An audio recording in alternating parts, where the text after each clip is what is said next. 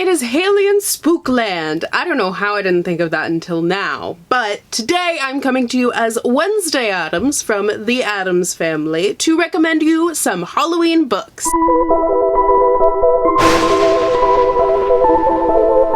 This is actually my second time filming this video because I filmed the entire thing and didn't realize that I had lipstick on my teeth. So that's good, but I now hopefully don't have lipstick on my teeth, but I wish you guys could see it, my Halloween decorations on my shelves a little bit better. I have pumpkins everywhere. I've got this little ghosty dude. I've got a little like phantom thing over there. I've got two black cats on it. I've got literally Halloween threw up on my shelves. Now, I'm actually not the biggest fan of Halloween. I like the festive side of it, so I like the pumpkins and stuff like that, but I don't really like dressing up. She says as she looks like Wednesday Addams. But I also love the excuse to read mysteries and thrillers. This is really the only time of year that I like to read them. Obviously, I can read them whenever I want, but at this time of year, I really enjoy reading them. So I have quite a few to talk to you guys about today, so let's get into it. So first, I feel like it's an unspoken rule on BookTube to include this book if you are talking about thrillers or mysteries or anything Halloween, and that is The Diviners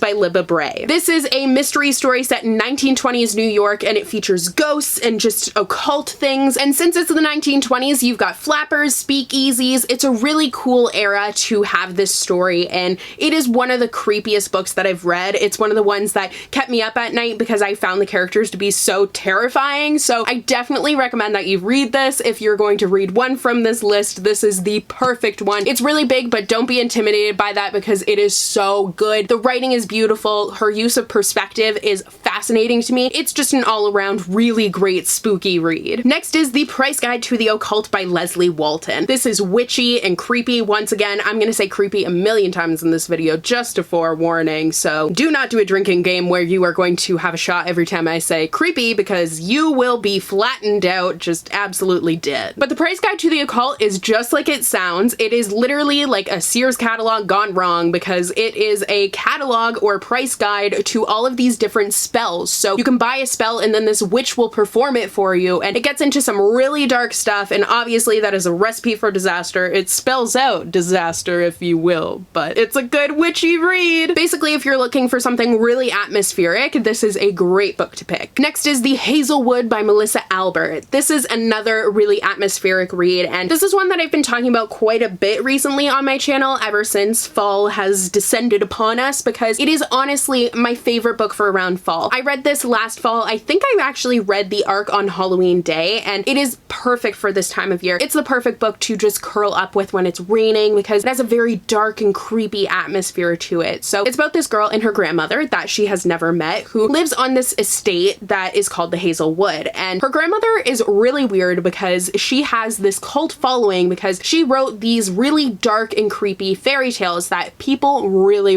love. But the main character's mother doesn't want her to meet her grandmother because she doesn't think that her grandmother is a very good person. There's just a lot of family drama there. But when the grandmother dies and the mother goes missing, Alice, the main character, goes out to that estate to find out what happened. Dun dun dun! Honestly, the result is just this very creepy and dark fantasy fairy tale world that you will just get absolutely sucked into, and it is just it's a lot. Next is A Million Little Junes by Emily Henry. This is kind of like Romeo and Juliet, but like really dark. Obviously, Romeo and Juliet is already pretty dark because, you know, that ending. But this is Romeo and Juliet in the sense that it's star-crossed lovers with a little mix of magic and illusions and little ghosts in there. It is a lot of things, but it is definitely a creepy atmosphere with the woods being the setting, and it's like you don't really know what's going on, which is what makes it such a great Halloween read, is the fact that it keeps you guessing the entire time. Next is The Unbecoming of Mara Dyer by Michelle Hodkin. If you're looking for something that's gonna really mess with your head and you're gonna be like, what's happening? I don't know what's what the entire time, this is the book for you. This is a really creepy psychological thriller with an unreliable narrator. It follows Mara Dyer, and Mara Dyer is the mysterious only survivor of a terrible accident that killed both of her best friends, and she has no memory of it, so she's trying to piece everything together and figure out what actually happened on that fated day. This This book is really creepy. I think it's the one that I've read that's really messed with my mind the most, and it's definitely not for the faint of heart. It has made me terrified of reaching into the bathtub, so thank you for that. My next recommendation is, of course, Miss Peregrine's Home for Peculiar Children by Ransom. This is really made very, I'm trying to think of synonyms for creepy, but all I can think is like terrifying, but it's not terrifying, although the pictures really creep me out. But basically what makes it different and weird is the fact that it has different old photos, and that is what the whole story is built around, and it's just such a fascinating concept, and the photos really bring you to that like dark and eeriness. It's just very cool. I frequently get terrified by these because so many of them have clowns and stuff, and I am like absolutely terrified of clowns, so I really hate that, but like it's just such an interesting read, and like look at all the things that are happening. Ugh. But the story involves different children that have these different peculiarities, which just makes it that much creepier. So the photos with their different powers, it's just a recipe for Halloween success. Next is Daughter of the Burning City by Amanda Foody. This is set in a circus, and I feel like a circus has so much potential to be really scary, and this definitely does that because it involves a murder mystery. So the circus features performers that have different magical abilities, and the main character has the ability to create these illusions. So her whole family has been made up of these illusions, and she has always assumed that her illusions would be safe, obviously, because she didn't know until someone murders one of them that you could kill them. So it's this whole murder mystery with these like ghost illusion things. It is really cool, a very unique story, and I think it is great for this time of year. Next is In the Shadow of Blackbirds by Kat Winters. This is a great novel because it is set in a very scary time period. So it is set in World War I in the midst of the outbreak of the Spanish influenza. So that time period sees a lot of people dying, unfortunately, but it does make a good backdrop for this novel because there's a lot of people who get pictures because they have their like ghosts show up in them, and the main character doesn't really believe in ghosts. She doesn't believe in any of that until she ends up meeting the ghost of one of her old friends who ended up dying in battle in the war. So she's like, oh, maybe ghosts are actually real. But this also has pictures in it. I feel like there are just so many creepy books that feature pictures, and it does really bring it to life. So these ones are just very creepy. I feel like the fact that they're so old is what makes them kind of freak me out a little bit. Freaky is a synonym for creepy. Perfect. Next is One of Us is Lying by Karen M. McManus. I feel like this is a fun little mystery for around Halloween. I definitely guessed what was happening, which is really rare for me, but I did still have a good time reading it, or listening to it rather. But it's honestly like The Breakfast Club made creepy. So on the inside it even says the brain, the beauty, the criminal, the athlete, the outcast, and all of them go into detention, but they don't all make it out alive. Dun dun dun! So this is a read that will keep you on your toes. Like there are so many elements to it, and the author is constantly shifting your attention to different people, so you're kind of like, who did it? Like all of that stuff. It's definitely a whodunit story, but I knew whodunit the entire time, but I did still have fun reading it. Next is Sadie by Courtney Summers. This is a great audiobook for around this time of year. I am an Audible affiliate. If you guys didn't know, you can click the link in my description and sign up for a free trial and get 2 free audiobooks. I highly recommend making this one of them because it is honestly, I feel like audiobook is the way to go for it because there's a podcast in it, so then it's like it's actually happening. Like it really brings the story to life. Now I will say I do feel like this is one of the darkest books that I've ever read, specifically in the YA section, but even in general, it is super, super dark. But it's made to be kind of a creepy murder mystery because the main character, Sadie, her sister was brutally murdered, and ever since then, Sadie has been on the hunt to try and find her killer and exact her revenge. I do recommend that you check out Goodreads for any trigger warnings for this book. I don't want to say too much about it because I don't want to spoil you, because a lot of them are kind of spoilery, but I do think trigger warnings are important. So if that is something that you are worried about, then definitely check that out so you can make sure that this will be an enjoyable read for you. Next is Stalking Jack the Ripper by Carrie Maniscalco. This is pretty perfect for a creepy read because it's set in the Victorian era, which is a creepy era in itself because of all, like, there's a lot of people dying, and then they do like the pictures with like the dead body. It's just creepy, okay? Plus, as this novel investigates, we have the serial killer Jack the Ripper on the loose, and no one knows who he is, and this novel creates a story surrounding that. It's really cool. It brings a lot of forensics into it, which was very interesting. I learned a lot while reading it, and it features the main character, Audrey Rose, who is an aspiring forensic scientist, but she also is living at a time where, since she's a woman, she's not respected as a forensic scientist and basically doesn't have a future. But then when these murders start happening, she finally gets a chance to try and be the forensic scientist that she aspires to be. Honestly, this whole series, I still have to read the 3rd one. I'm hoping to read it this month, but they are great for this time of year. Next is The Graveyard Book by Neil Gaiman. Neil Gaiman is just really good with creepy atmospheric writing. He has beautiful writing and he does such a great job of telling this story. This is more of the festive side of Halloween that I enjoy, I would say. So it is all about a boy who was raised in a graveyard by the ghosts of the graveyard. How cute is that? It's honestly such the setup for an amazing story, and it features illustrations in it. I believe there's a graphic novel as well, so if you were interested in that, then you can check that out. But I love the illustrations. They are beautiful. They brought so much to this story, and it was just so much fun. And finally is A Great and Terrible Beauty by Libba Bray. This is another Victorian set novel. Actually, I think this one might be in the Edwardian era, but I'm pretty sure it's in the Victorian era, but don't quote me on that. But it features witches once again, and there's a lot of creepy things going on because there's like this world, and it's a very interesting world, and it's just a great witchy read. So those are all of my Halloween book recommendations. I hope that this helped you add some books to your Halloween TBR. My Halloween TBR is like miles long, so I am planning on doing a 24-hour readathon on Halloween day. I'm just kind of doing it by myself, but feel free to join if you want to. But I will be vlogging the entire thing, so you can stay tuned for that vlog, which will be out, I don't know, probably like the whatever uploading day is after Halloween day. I will try and get it out for then. But if you guys enjoyed this video, don't forget to click that subscribe button and then click that bell icon so you'll be notified whenever I post. I post new videos every Wednesday and Friday, and I also take part in the Bookmarked live show every Tuesday at 7 p.m. Eastern Standard Time, but all that info will be down below. You can also follow me on all of my social media. All of my links and handles and all of that stuff will be down below as well. So thank you guys so much for watching today's video, and I will see you guys in the next one. Bye!